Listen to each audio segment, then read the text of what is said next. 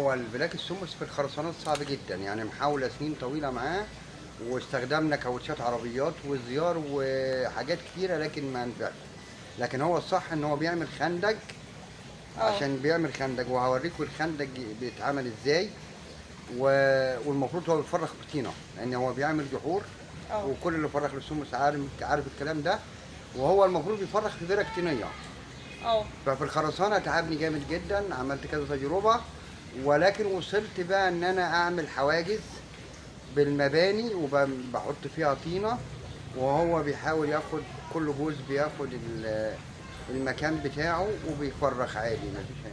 البركه دي كام في كام تقريبا يا عم جميل؟ 3 في 4. ده المبنى.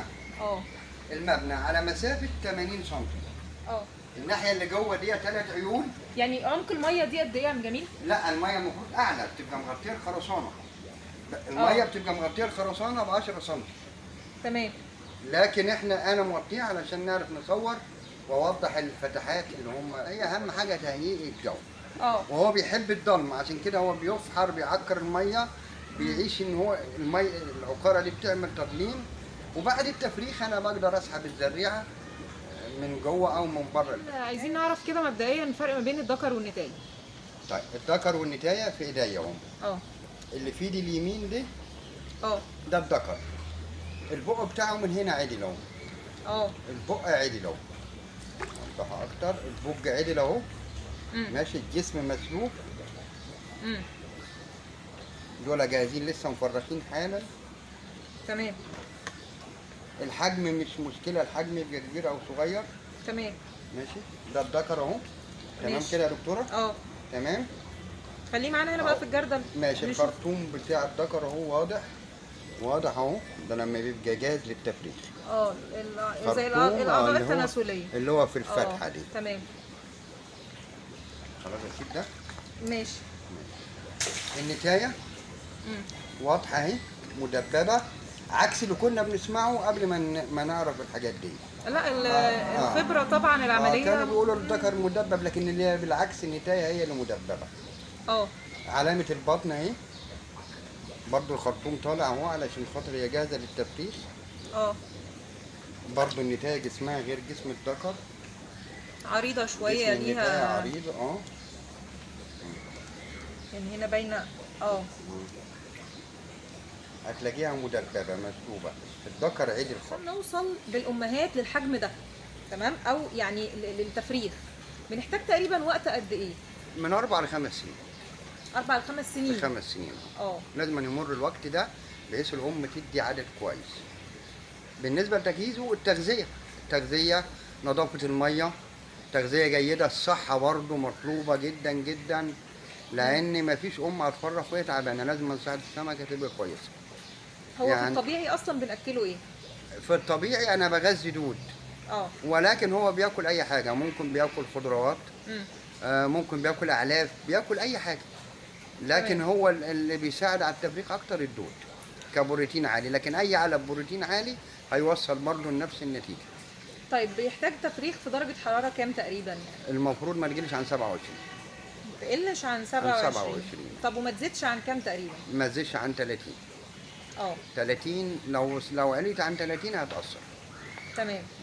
تبدا بقى الام مثلا بطنها تتملي بقى بالبيض، وانت بتلاحظ بقى الكلام ده. التجهيز حسب التغذيه، يعني انا ممكن الام تفرخ 3 مرات في السنه، ممكن أوه. تفرخ مرتين، دي مربوطه بالتغذيه.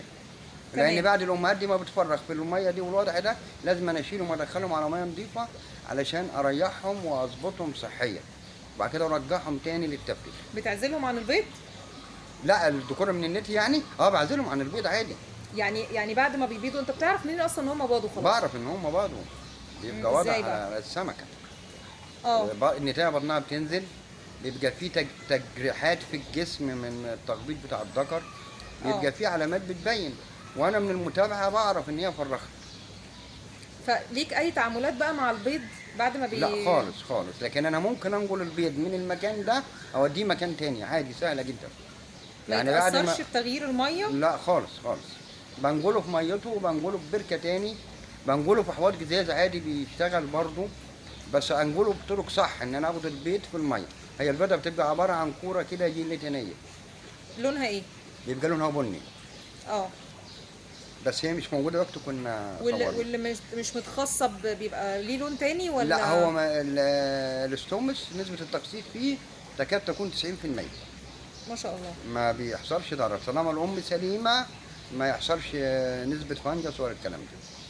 تمام. لان هي يفقس بعد سمكه قد قويه إيه؟ جدا جدا، سمكه قويه. تمام. يفقس بعد قد ايه تقريبا يعني؟ 24 ساعه. والله؟ لو الحراره معتدله 24 ساعه، لو مش معتدله ممكن ياخد لغايه 72 ساعه. لو العوامل الجويه مش مظبوطه، الحراره مش مظبوطه، ممكن يوصل ل 72 ساعه.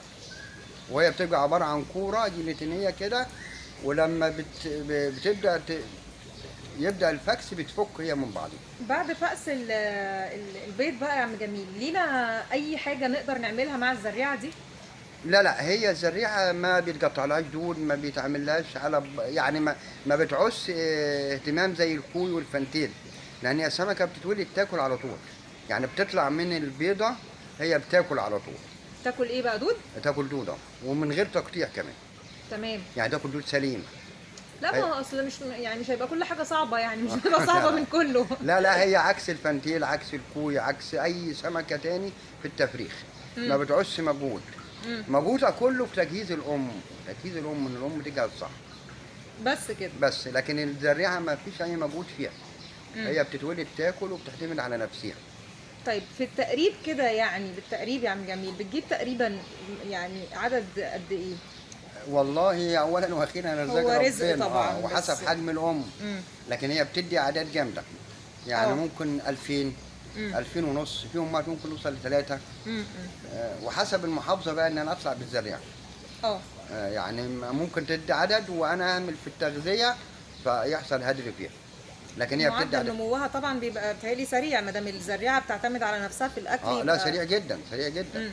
يعني بعد الفكس باسبوع السمكه بتوصل لضافر. ما بتوصلش، ما بتحصلش في اي سمكه. ما بتحصلش فعلا. يعني اسبوع 10 ايام بيبقى حجمها ظاهر يعني. تمام. البليجوستوماس ليه انواع يا عم جميل صح؟ طبعا ده نوعات كتيره. لانه في منه الالبينو. بس الالبينو للاسف ما حدش فرقه في مصر لغايه دلوقتي، بس ناس بتجهزه برضه. لكن هو الالبينو اصعب عموما في كل انواع السمك. بيبقى فيه سنه صعوبه شويه. لا ما فيش صعوبه. الالبينو بيفرغ زي دوت بالظبط، زي العاده ده. ما فيش فروق ما بين ده وده، بس هي بتجهيزها. لكن هي الالبينو بتبقى بطيئه. دي الامهات اللي هي بتجهز بالنسبه للتفريخ. ميه نظيفه هي بعيد عن الطينه، تتغذى كويس، وبعد كده الام اللي بتستوي وتخش للتفريخ. هي لونها بيبقى كده لما بتكبر في الحجم يا عم جميل. بس هي الصغيره اللي بنشتريها دي بتبقى سودة. هي لا بتغمج حسب البيئه اللي عايشه فيها وحسب التغذيه. احنا بنهنها بقى. احنا بنهنها شويه. يعني هي لو راحت الجزاز لونها يختلف. تبدا تبيض، يبقى لونها مبيض شويه.